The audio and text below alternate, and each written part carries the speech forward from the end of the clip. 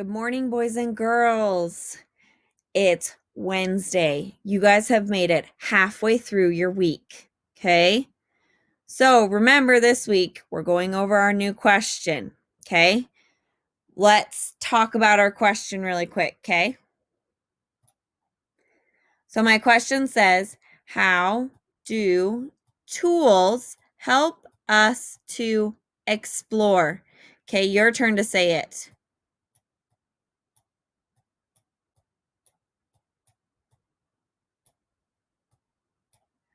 Good job, okay?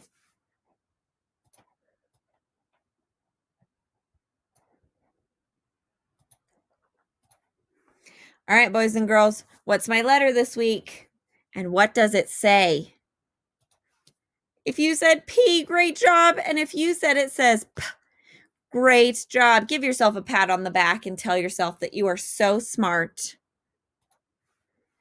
Okay, boys and girls, what's my new high frequency word this week? Remember, it's a letter, but it can also be a word. If you said A, give yourself a pat on the back.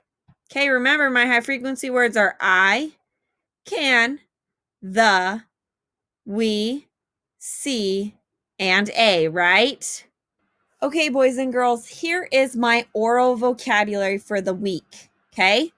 So, for my oral vocabulary, remember, discover. When you discover something, you're looking for something, you go out and you try to discover something, right? You're going out and you're looking and you can see something new that you haven't seen before sometimes, right? Like maybe a squirrel climbing a tree, or maybe you see a new plant outside and you can discover a new plant. Okay? Remember, we also talked about tools and how tools can help us. There's a pencil you can use for writing. You can use scissors to help you cut. You can use a glue stick to help you glue something. Or you can use a screwdriver to help you screw in a screw. Or you can use a flashlight, right, in the dark. So this one down here is defeated. So what defeated means is that you have gone and you have won all your games and you defeated the other team. You won every single game. Okay, so you see all these girls down here?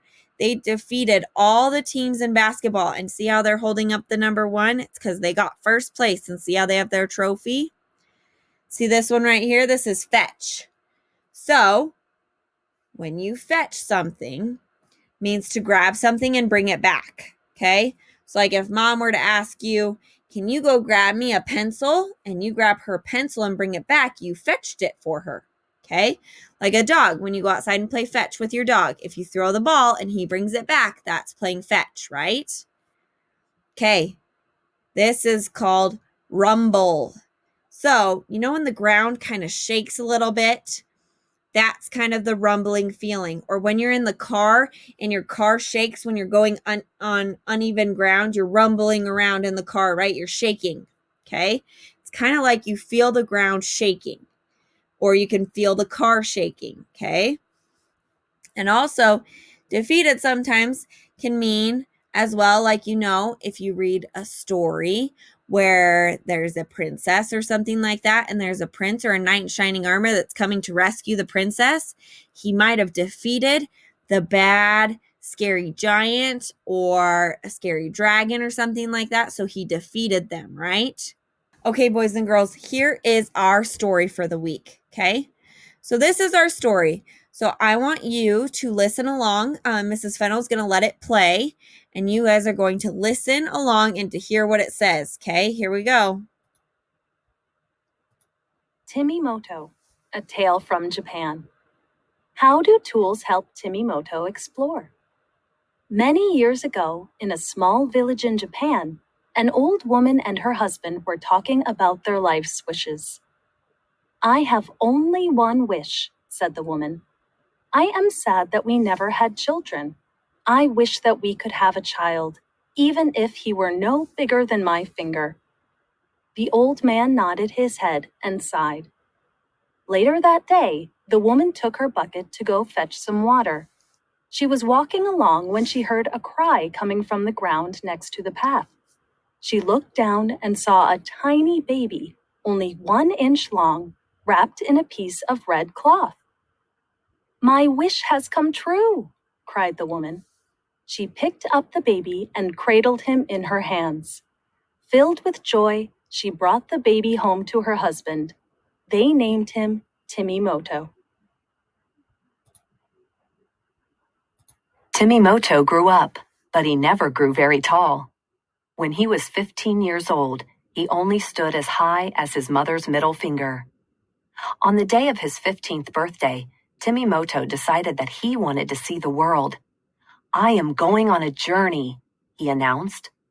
"We understand, son," said the old man. "We too wanted to explore the world when we were younger. Let us give you some tools for your journey." The old woman fetched a sewing needle, slid it into a piece of straw, and tied it to Timimoto's belt. "You will need a sword to protect yourself," she said. The old man went to the kitchen. He returned with a rice bowl and a chopstick. "And you will need a boat and a paddle," he said to Timimoto. "You can get far if you travel on the river." "Thank you," said Timimoto. "These tools will help me as I explore new places." Timimoto said goodbye to his parents. "Be safe," they said to him. "Watch out for the night giant who lives down the river." Timimoto hopped in his boat and paddled away. Timimoto set out on his adventure to discover the world. As he was paddling along, he felt something sticky tap his shoulder. He turned and saw a huge frog on a rock behind his boat. The frog was trying to catch him with its tongue. "Wait," thought Timimoto. "I have the perfect tool for this." He raised his chopstick high in the air and whacked the frog on the nose. The frog dived into the water and swam away. Later, Timimoto arrived at a small village. He saw a crowd of people running toward their houses. He got out of his boat and walked into the village. He spoke to a man who was pushing a cart of vegetables. "Excuse me, sir, why is everybody running?" he asked.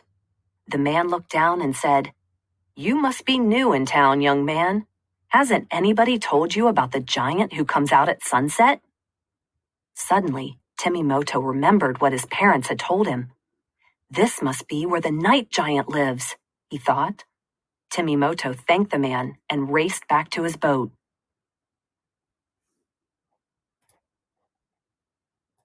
Timimoto ran toward the dock, but it was too late.